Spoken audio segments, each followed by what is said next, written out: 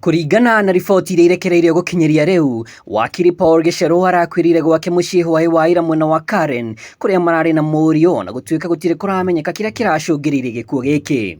It appears as if he was not he was not himself. Yeah, he was in a stressful condition. It appears at some stage and so on. Yeah.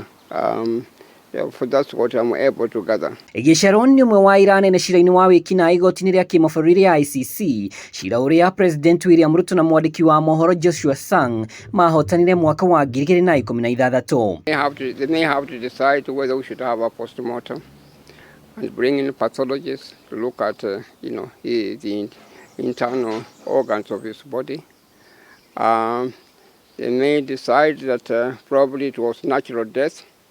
But still, under the law, when someone dies suddenly, the courts usually get involved to find out the cause of death. Gicheru arutirwo warandi ya guikio ngono mwaka wa 2015 agicukirwo guthoga na kuhingisha aira na mbeca gatagati ka 30 na milioni 5. Na ona gutuika ndeneanire igotiini ta uria athirwo ni acokire kwineana mwakaini wa 2020 na cira ukiambiriria nginya mweri wa 2 mwakaini uyu kuri aregania na thitango ciothe 8. Ni kumana na gikuo giki riu kanjo ya mawakiri yuritie thirikari ike uthuthuria ona ihenya kuona aira ingi cira-ini uyu mana kuona njira iri na kiriga. It is also within public knowledge that a number of witnesses in the ICC cases have either disappeared,